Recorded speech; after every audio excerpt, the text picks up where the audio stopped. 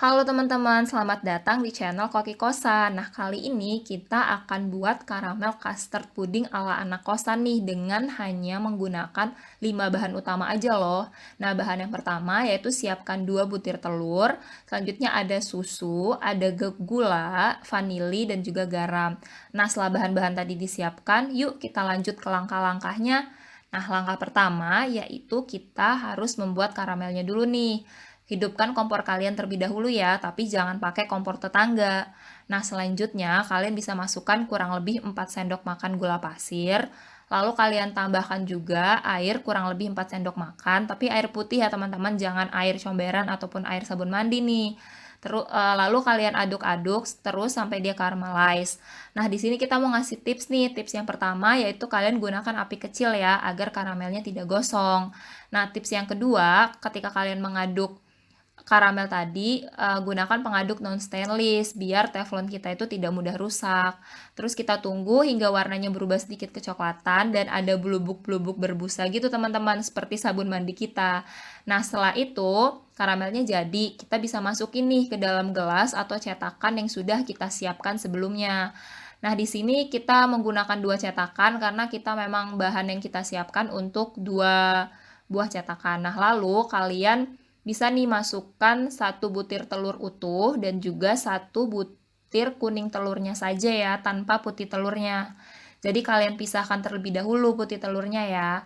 Nah, cara memisahkannya bisa pakai cara tradisional nih seperti kita, atau kalian juga bisa menggunakan alat. Tapi di sini karena kita nggak punya, jadi kita pakai cara tradisional aja. Nah, lalu kalian aduk nih telur tadi dengan whisk, atau kalau misalnya di kosan mungkin gak ada whisk, kalian bisa banget nih pakai bahan yang ada di kosan aja. Nah, contohnya di video kita menggunakan garpu. Kalau kalian ada sendok juga pakai sendok nggak apa-apa. Nah, setelah tadi diaduk, kalian masukkan 2 sendok makan gula pasir ke dalam telur yang sudah dikocok tadi. Nah, setelah itu juga kalian aduk lagi setelah dimasukkan gula, lalu kalian tambahkan garam secukupnya atau sekitar setengah sendok teh ya. Nah, sambil terus diaduk ya agar adonannya tadi rasanya bercampur rata nih antara gula dan garamnya. Nah, setelah itu kalian panaskan panci, tapi jangan tanpa air ya teman-teman. Jadi kalian panaskan aja, lalu kalian masukkan 200 ml susu plain atau susu putih tanpa rasa ke dalam panci yang sudah dihidupkan kompornya tadi. Lalu kalian tunggu hingga dia hangat-hangat kuku.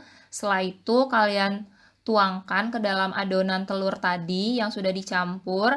Lalu kalian campur dengan perlahan ya teman-teman, jangan sekaligus, sambil terus diaduk menggunakan tangan kalian yang satunya lagi. Nah, setelah itu kalian masukkan setengah sendok teh vanili. Nah, apa sih fungsinya vanili ini? Sebenarnya fungsi dari vanili ini adalah agar adonan kita itu menjadi lebih harum dan menyamarkan harum telurnya. Nah, sebisa mungkin kalian itu buang gelembung-gelembung yang tadi ya. Makanya di sini tips dari kita yang ketiga adalah kalian bisa saring campuran telur dan susu tadi nih agar hasilnya lebih silky dan tidak ada gelembung-gelembung. Jadi seperti lebih halus gitu teman-teman. Nah, setelah itu kalian masukkan adonan yang sudah jadi tadi ke dalam gelas atau cetakan yang sudah kalian siapkan. Dibagi rata aja ya teman-teman sesuai feeling kalian. Nah, setelah kalian bagi rata, kalian panaskan kukusan yang sudah berisi air mendidih ya, teman-teman. Kalian tunggu dulu, kalian tunggu sampai mendidih. Setelah itu baru kalian bisa masukkan adonan telur dan campuran susu tadi nih, teman-teman. Sebenarnya kalian bisa, setelah itu kalian masukkan 2 gelas adonan tadi. Nah, sebenarnya kalian tuh bisa menggunakan dengan 2 cara nih, bisa dikukus ataupun di oven. Cuma di sini kita nggak punya oven buat manggang, jadi kita pakai kukusan aja. Dan oh ya teman-teman, maafin ya di sini kukusan kita sama cetakannya tidak terlalu fit nih. Ternyata cetakan gelas kita terlalu lebih tinggi dibandingin kukusannya. Cuma nggak apa-apa karena di kosan adanya itu, ya udah kita manfaatin aja. Nah, setelah kalian kira-kira tunggu 15 sampai 30 menit, akhirnya adonan kita jadi nih teman-teman.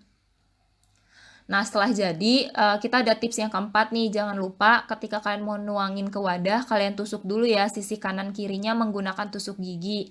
Ini agar memudahkan saat menuangkan dari cetakannya, teman-teman.